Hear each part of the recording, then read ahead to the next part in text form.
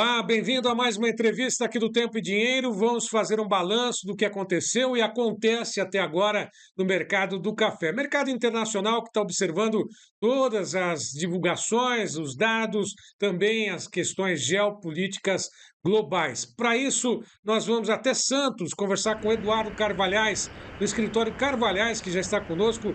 Eduardo, prazer em tê-lo mais uma vez aqui no Tempo e Dinheiro. O que está acontecendo com o mercado do café? A gente vê essa primeira semana do mês de junho finalizando com queda nos preços do mercado internacional, não só para o Arábica, como também para o café Robusta na Bolsa de Londres. O que está acontecendo nesse mercado? Boa tarde. Boa tarde. Bom, primeiro é realmente difícil a gente ter certeza de alguma coisa no mundo atual, né?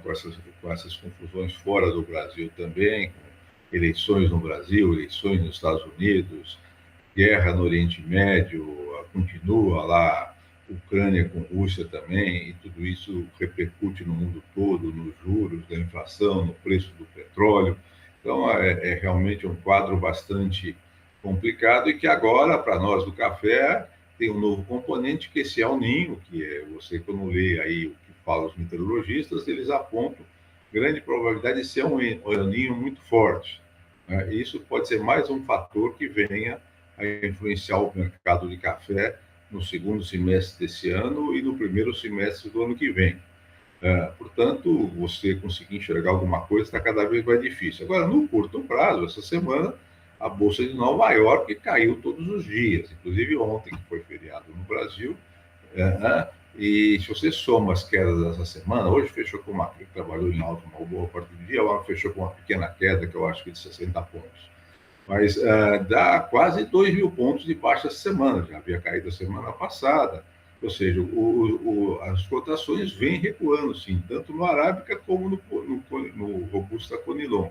Robusta Conilon menos, né? Porque com o impasse ali no Estreito de Hormuz, toda aquela confusão naquela região, dificulta o trânsito desses robustas todos, e eles também vêm caindo, mas de um modo menos intenso.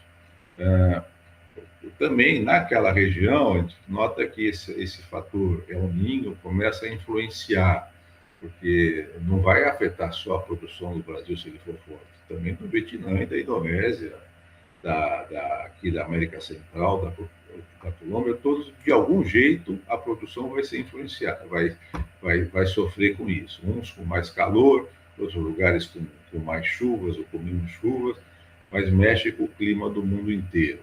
Agora, no curto prazo, esse fator de que se consolidou no mercado, somente entre fundos, especuladores lá fora, de que a safra brasileira é recorde, esses preços vêm recuando.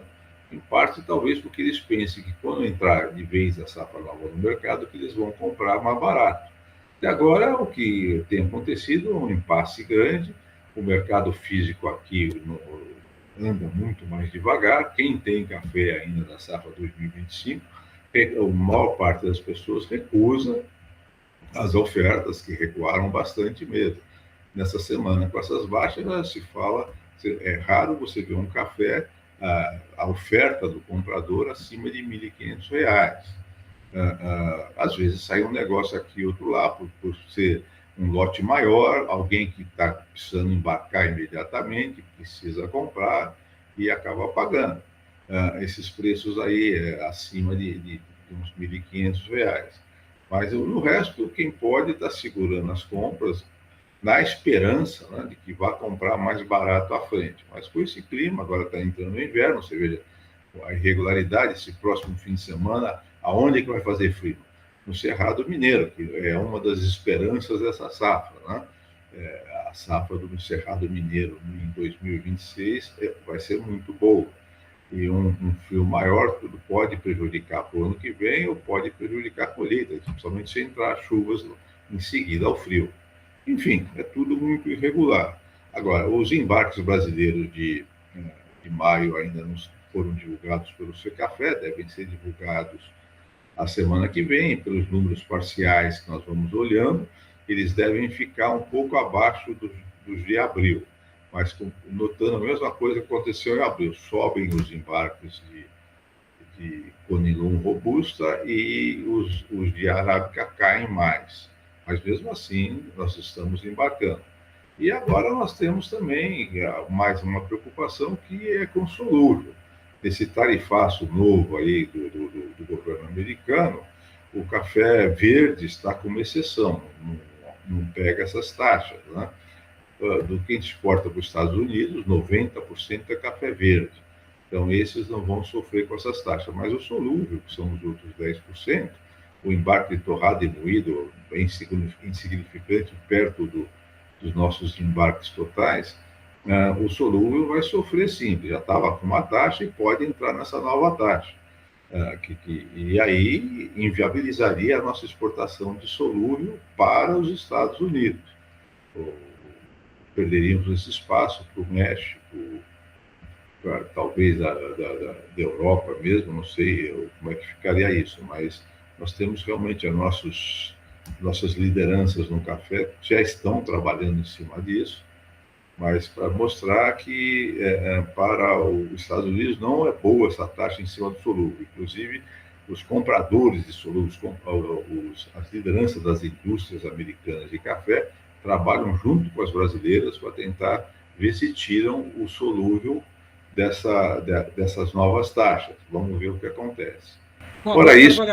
Deixa eu, inclusive, perguntar com relação a essa questão do USDA, né? O USDA divulgou aí 71 milhões e 500 mil sacas. É muito conservador, muito realista. Como é que o mercado reagiu? Isso também foi um fator de pressão sobre as negociações ou não?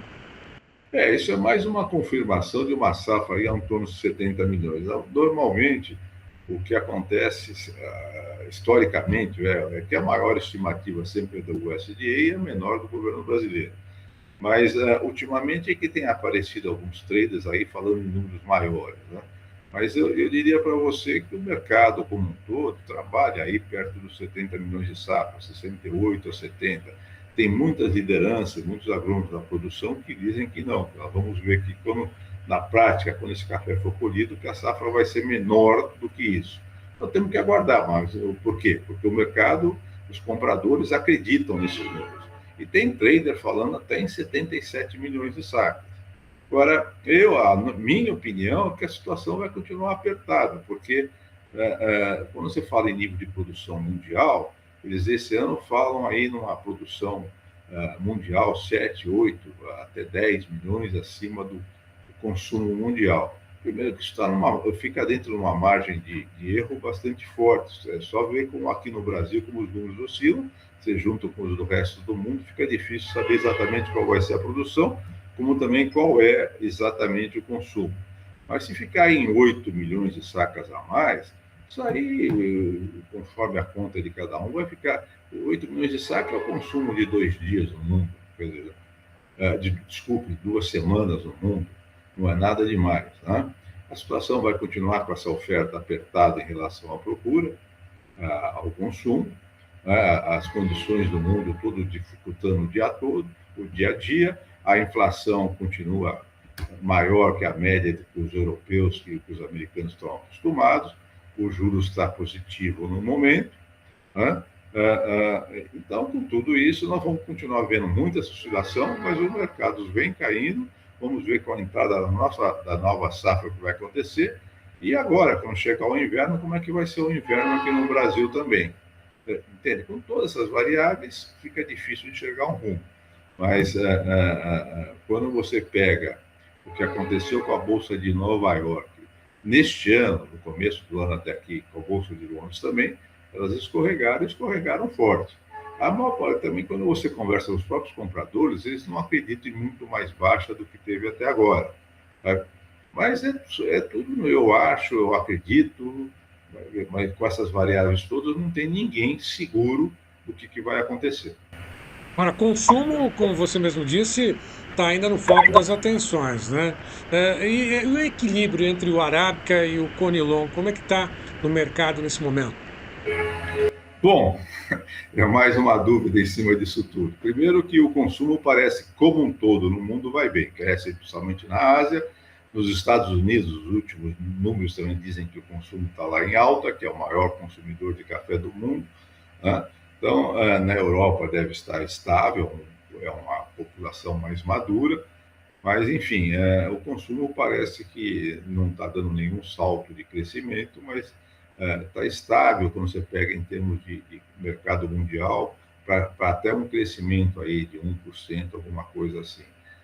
Os números são muito fluidos. Quanto à robusta versus arábica, é outra dúvida que se tem. Você pega o Brasil crescendo aqui as exportações de Conilon, o solúvel, que melhorou muito de qualidade nos últimos anos no mundo todo, ele é basicamente robusta e Conilon, né?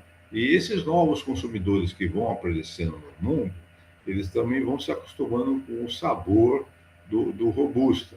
Você tem que lembrar que a qualidade do robusta aqui no Brasil vem crescendo usando-se as práticas certas de colher o café maduro, secar ele a temperaturas mais baixas. E aí nós sempre nos acostumamos com a ideia de que o solúvel, a gente brincava há anos atrás, que o solúvel é o nosso fuzileiro naval, ele desembarca na frente, acostuma esses povos que têm o hábito cultural de ferver água e fazer uma infusão, não precisa de um coador, não precisa de nada para fazer o solúvel, e conforme eles vão se acostumando com o gosto do café, vão passando para outras etapas, bebendo outros cafés até chegar no coador, no expresso, enfim. Mas com a qualidade melhorando do robusta, nós vamos ver até que ponto que esses povos que estão se acostumando com robustas vão passar para o arábico ou não. Há aí um pensamento, né, que é muito mais uma tentativa de adivinhar, e que deve crescer o consumo de robusta, é mais fácil você produzir robusta, a produtividade é maior, né? E com a qualidade melhor, e ficar aí um meio a meio consumo de arábica e de robusta. Mas eu não falo em cima de nenhuma pesquisa nem nada, não. Muito uma suposição dentro do que a gente vai se vendo aí no Brasil e em outras partes do mundo também. Recentemente você esteve lá em Rondônia, inclusive comentávamos a respeito. Ficou surpreso com o que viu lá? Eu tinha estado lá, eu achava que era menos não, já tinha estado lá em 2017, e já havia um movimento grande quando começava a tomar corpo maior a produção de robusta, lá é robusta, não é conilon que eles produzem, e fui abrir lá um seminário de café na capital, em Porto Velho, e já tinha ficado muito bem impressionado. Dessa vez eu voltei, e o encontro que eu fui de café, promovido no caso do café pela Embrapa local, foram eles que me convidaram para ir lá, foi na região de café. Eu estive em Cacoal e estive em Ju, Paraná. E é impressionante o que está acontecendo mesmo. Né?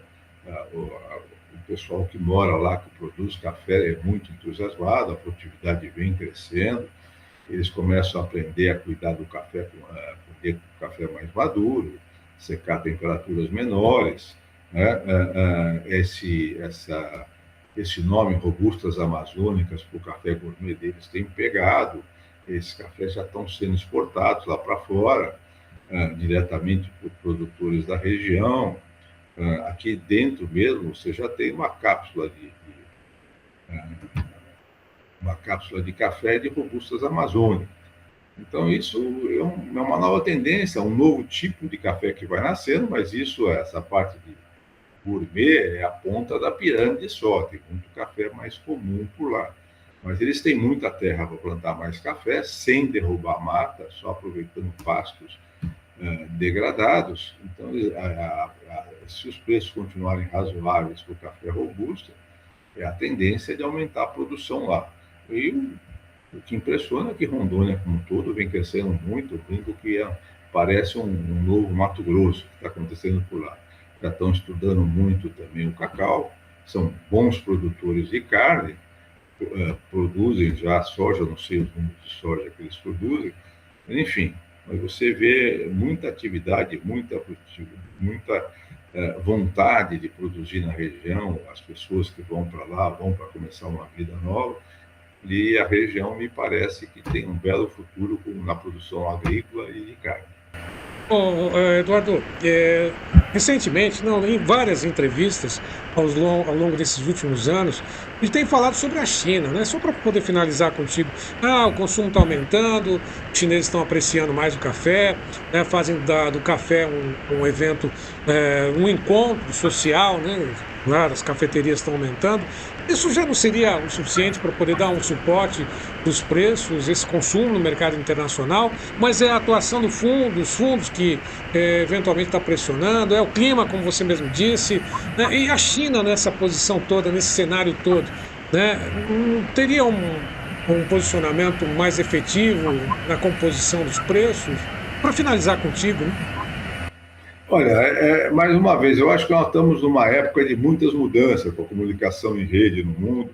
Lá na frente, quando for estudar essa época, eles vão mostrar que esses anos, esses últimos 50 anos, foi uma época de ruptura com muita coisa, né? Então fica difícil chegar. No momento, o consumo, por tudo que nos falam, vai indo bem na China, vem crescendo.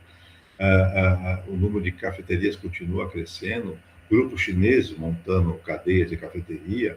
Agora ainda foi anunciado que um grupo chinês montou cafeterias na Califórnia, nos Estados Unidos, né? Isso tudo mostra que há uma tendência de continuarem com o consumo. Novos hábitos de bebida, esse é outro problema, de ver se eles vão ficar só com o robusta ou vão querer o arábica. Do mesmo jeito que quando certas bebidas europeias modos de tomar café europeus vieram para o Brasil, nós também adaptamos ao nosso gosto, eles estão adaptando lá. E com isso a esperança, e eu sou dessa opinião, o consumo deve continuar crescendo, né? O café é cada vez mais uma bebida mundial. E se tem um país que tem condições de continuar sendo o grande fornecedor do mundo, é o Brasil. Nós temos terras, temos tecnologia, nós temos grupos de pesquisa muito consolidados. Eu sempre volto no meu ponto. O Instituto Agronômico de Campinas foi fundado ainda pelo Dom Pedro II, mostrando há quanto tempo que nós acreditamos em pesquisa no caso do café, né? Portanto, eu tenho a impressão que o preço vai depender muito de oferta e procura, e principalmente das condições do mundo. No momento, são tantas as variáveis que você fica sem saber, sem conseguir enxergar, como eu falo. Juros positivos no hemisfério norte, problemas climáticos que não param, cada ano é alguma coisa diferente. Você tem duas guerras no momento, você tem essa disputa pela liderança do mundo entre americanos e chineses. Tudo isso torna ainda mais difícil nós enxergarmos o que vai acontecer com o café, porque o café não está isolado do mundo. Se isso tudo está acontecendo, influencia também o café. Agora, eu sou otimista, eu vejo o consumo como um todo crescendo, eu vejo que os nossos investimentos no Brasil são muito importantes, estamos produzindo cada vez mais com qualidade, com uma produtividade maior por hectare. Você não pode esquecer que nos últimos 25, 26 anos, nós saímos lá da primeira vez de exportar 20 milhões de sacas no ano de 99 e já chegamos a 50 nos últimos anos, agora no finalzinho, estamos aí a 40 e pouco, por problemas climáticos e por termos terminado os estoques que nós tínhamos do antigo Instituto Brasileiro do Café. Mas eu tenho a impressão que o Brasil tem tudo para continuar liderando. E agora, com o acordo Mercosul-Europa, nós temos que tentar também partir para exportar café com marca, com maior valor agregado. Isso é fácil de falar e é muito difícil de fazer. Nós não temos tradição de exportar café com marca. E também mostrar para o mundo que hoje, quando a gente exporta café, mesmo verde, exporta a soja, nós estamos exportando junto tecnologia, valor agregado. Por isso nós temos essa produtividade e essa qualidade que o mundo está gostando, inclusive também na carne. Nós crescemos cada vez mais, né? Então, temos que mudar essa imagem nossa no mundo, mostrar que nós estamos sim defendendo o meio ambiente, e o resto é muito disputa econômica entre países. Eu imagino lá o europeu, o americano, quando vê que nós estamos partindo para 3 safras de grãos por ano, o que eles devem estar pensando, porque eles não conseguem sair de uma, né? Então, é isso. E as narrativas, né? Essa palavra da moda que, com a informação em rede, corre para todo lado. A situação toda é confusa, mas eu sou muito otimista com o café, e principalmente com o Brasil dentro do café. E a força do produtor, né? Que ele arregaça as mangas e vai realmente atrás e mantém né, toda a família ali unida em torno da produção. Carvalhais, prazer em falar contigo. Mais uma vez, meu muito obrigado. Até uma próxima. Bons negócios para você aí no escritório Carvalhais em Santos. De vez em quando a gente escuta o apito. É o trem chegando em direção aí ao porto e você está bem próximo do porto também, né? O nosso porto aqui trabalha 24 horas por dia, todos os dias da semana e do ano. Né? Não existe sábado, domingo, feriado para o porto, sempre lotado aqui e todos quebrando a cabeça, não só na cidade, como no estado de São Paulo, no Brasil, para fazer com que ainda dê para passar mais carga por aqui ainda. Então, realmente, aqui na frente, eu estou encostado no porto, os vagões passam aqui com uma frequência enorme. É isso aí. Carvalhais, um abraço para você, obrigado, até a próxima. Até a próxima. Obrigado. Bom, e a todos que estiveram conosco, lembro sempre, nossas entrevistas estão disponíveis nas mídias sociais do Tempo e Dinheiro. Vá lá, curta, comente, compartilhe, faça parte do clube do T&D. A todos, meu muito obrigado e até uma próxima. Da janela do campo, eu observo e tenho certeza que cada vez mais é a agricultura quem sustenta o país. Os produtores, porém, plantam esperando preços melhores, mas os preços variam. Para não perder e não ser prejudicado, o produtor precisa cada vez mais de mais informação. Imaginem ter em um único lugar tudo o que você precisa para acompanhar o agro: mercado, clima, pecuária, grãos, política, sustentabilidade. Seja assinante do Clube do Tempo e Dinheiro, uma comunidade formada para o agricultor ser o mais bem informado do nosso Brasil. Uma comunidade com 15 editorias: editoria de soja, editoria de arroz e feijão, editoria de pecuária, editoria de política, de sustentabilidade, de clima. Você escolhe o grupo que quiser ou acessa todos e se transforma no produtor rural mais bem informado do nosso Brasil. Clube do Tempo e Dinheiro. Como é que você faz para entrar nessa maravilha, nesse grupo, nessa comunidade? Você manda uma mensagem de WhatsApp para o número que está aí na tela. Quero participar. O telefone 019 9 9813 2915. 019 9813 2915. Só escreva: quero participar e você vai ser adicionado no Clube do Tempo e Dinheiro. E atenção! Você tem 7 dias grátis para experimentar e comprovar o que eu estou dizendo. Clube do Tempo e Dinheiro, o melhor grupo de informação para o produtor rural. Seja o produtor rural mais bem informado do nosso Brasil. Clube do Tempo e Dinheiro. E vamos em frente.